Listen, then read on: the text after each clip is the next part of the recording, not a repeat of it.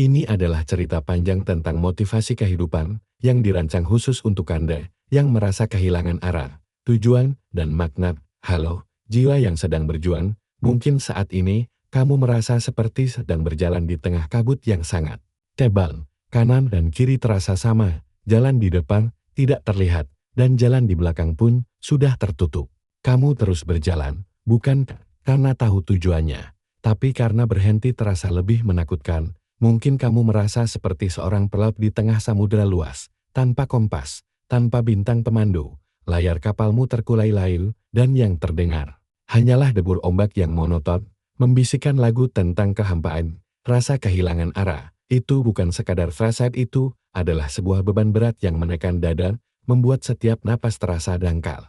Itu adalah kebingungan yang membisukan pikiran, membuat pertanyaan paling sederhana seperti apa yang harus aku lakukan hari ini?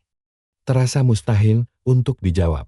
Jika kamu merasakan ini, ketahuilah satu hal, kamu tidak sendirian dan perasaan ini tidak akan selamanya. Ini bukanlah tanda bahwa kamu gagal, ini adalah tanda bahwa kamu manusia. Kita semua, pada satu titik dalam hidup, pernah atau akan kehilangan peta kita. Kita tersesat bukan karena kita lemah, tapi karena hidup adalah sebuah perjalanan penjelajahan, bukan tur dengan pemandu. Mari kita berhenti sejenak. Tarik napas dalam-dalam, hembuskan perlahan di tengah keheningan ini. Mari kita coba bicara dari hati ke hati. Bagian 1, mengapa kita tersesat? Memahami labirin kehidupan sebelum mencari jalan keluar. Kita perlu memahami mengapa kita bisa sampai di sini. Seringkali kita tersesat karena beberapa alasan. Kita mengikuti peta orang lain sejak kecil. Kita diberi peta oleh orang tua, guru, dan masyarakat. Ambil jurusan ini, cari pekerjaan itu, menikahlah di usia sekian, beli rumah. Di sana, kita mengikuti peta itu dengan patuh, karena kita percaya itulah jalan yang benar. Tapi suatu hari, kita sampai di sebuah titik dan sadar, ini bukan pemandangan yang ingin kita lihat, ini bukan tujuan kita telah tiba di destinasi orang lain, dan jiwa kita merasa asing, badai kehidupan yang tak terduga. Terkadang, kita sudah punya peta dan kompas yang jelas.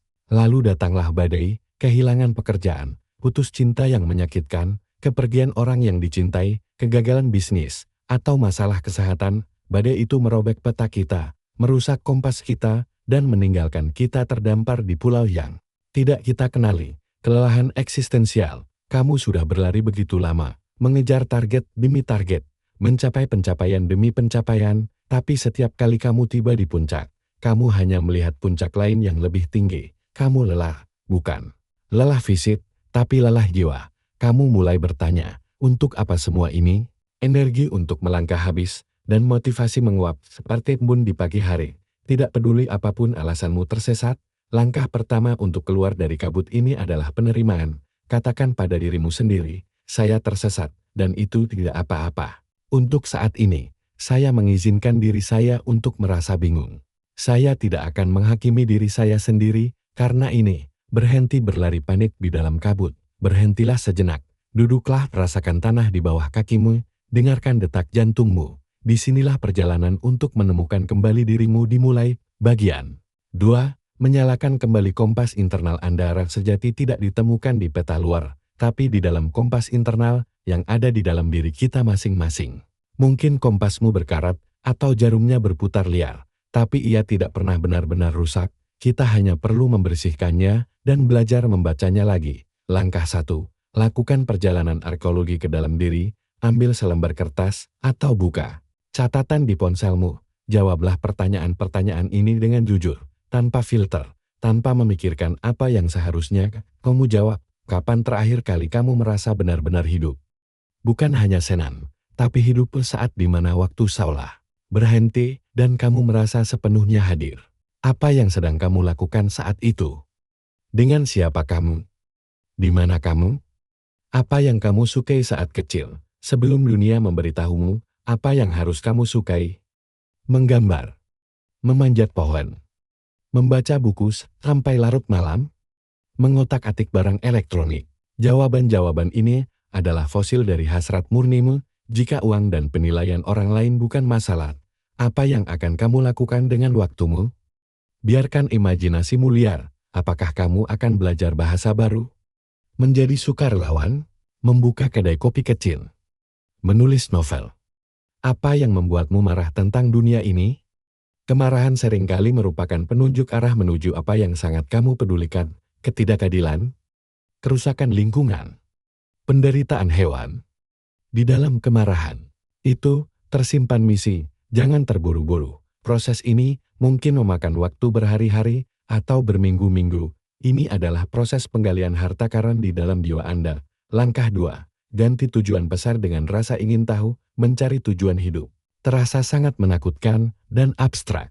Mari kita ganti target itu dengan sesuatu yang lebih ringan. Ikuti rasa ingin tahumu. Rasa ingin tahu adalah benang emas yang akan menuntunmu keluar dari labirin. Apakah ada topik yang membuatmu ingin membuka Google dan mencari tahu lebih lanjut? Apakah ada keterampilan yang diam-diam ingin kamu pelajari? Jika kamu penasaran tentang tanaman, belilah satu pot sukulen, rawatlah. Jika kamu penasaran tentang cara membuat kue, cari resep sederhana di YouTube dan cobalah. Biarkan hasilnya gosong, itu tidak masalah. Jika kamu penasaran dengan meditasi, unduh aplikasi gratis dan coba selama 5 menit. Tindakan-tindakan kecil ini, seperti menyalakan lilin-lilin kecil di dalam kegelapan, satu lilin mungkin tidak cukup terang, tapi 10, 20, 100 lilin akan mulai menerangi jalan di depanmu. Tujuanmu bukan menemukan jalan raya, tapi menemukan setapak demi setapak. Langkah 3, definisikan ulang arti sukses dan kehidupan yang baik. Mungkin kamu merasa tersesat karena kamu mengejar definisi sukses yang bukan milikmu.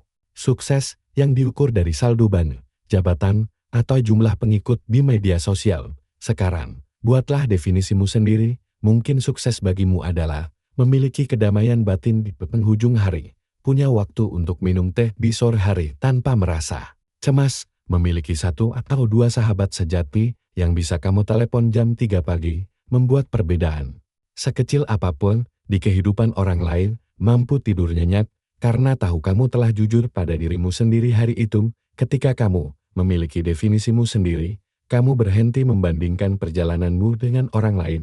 Kamu sadar bahwa setiap orang memiliki gunungnya masing-masing untuk didaki. Bagian 3. Melangkah maju. Satu langkah pada satu waktu menemukan arah, bukanlah peristiwa besar yang terjadi dalam semalam. Ini adalah proses, serangkaian langkah kecil yang diambil secara konsisten. Embuskan angin pada layarmu sendiri. Jangan menunggu motivasi datang seperti sambaran petir. Motivasi bukanlah penyebab tindakan, melainkan akibat dari tindakan. Lakukan sesuatu sekecil apapun dan energi untuk melakukan lebih banyak akan mengikuti. Buat tempat tidurmu setiap pagi. Ini adalah kemenangan pertama di hari itu. Ini memberitahu alam bawah sadarmu. Aku mampu menciptakan keteraturan dari kekacauan. Jalan kaki selama 15 menit tanpa tujuan. Hanya berjalan dan memperhatikan sekitar. Sinar matahari, suara burung, senyum orang asing. Ini menghubungkanmu kembali dengan dunia. Tulis satu kalimat di jurnal. Hari ini aku merasa. Jujurlah. Mengakui perasaanmu adalah langkah pertama untuk mengelolanya. Hubungi satu orang teman atau keluarga, katakan bahwa kamu memikirkan mereka. Koneksi adalah pelampung di lautan kesepian. Terima ketidaksempurnaan perjalanan. Akan ada hari-hari di mana kabut terasa kembali menebang. Akan ada hari di mana kamu merasa mundur 2 langkah, setelah maju 1 langkah. Itu normal, itu adalah bagian dari tarian kehidupan. Jangan melihatnya sebagai kegagalan, lihatlah sebagai data bloke. Jalan ini buntung, mari coba jalan yang lain. Bersikaplah baik pada dirimu sendiri, seperti kamu akan bersikap baik pada seorang teman yang sedang tersesat. Penutup, tujuan akhir adalah perjalanan itu sendiri. Dengarkan ini baik-baik. Mungkin, tujuan hidup bukanlah untuk tiba di sebuah destinasi akhir yang gemerlap. Mungkin, tujuan hidup adalah untuk menjadi semakin utuh menjadi dirimu sendiri. Di setiap langkah perjalanan, tujuan hidup adalah proses belajar, membaca kompas internalmu. Tujuan hidup adalah keberanian untuk mencoba jalan setapak baru yang belum pernah kamu lewatin. Tujuan hidup adalah keindahan saat kamu menemukan air terjun tersembunyi setelah tersesat di hutan. Tujuan hidup adalah kebijaksanaan yang kamu dapatkan setiap kali kamu jatuh dan belajar untuk bangkit kembali. Kamu tidak kehilangan arah. Kamu hanya sedang berada di bagian petualangan yang paling menantang, bagian di mana sang pahlawan menemukan kekuatan sejatinya. Kabut itu akan menipis, Bintang-bintang akan muncul kembali. Kamu adalah kapten dari kapal jiwamu. Kamu adalah kartografer dari petamu sendiri. Pegang kemudimu, ambil napas dalam-dalam, dan ambillah langkah pertama itu, sekecil apapun, hari ini, sekarang juga, perjalananmu menantimu.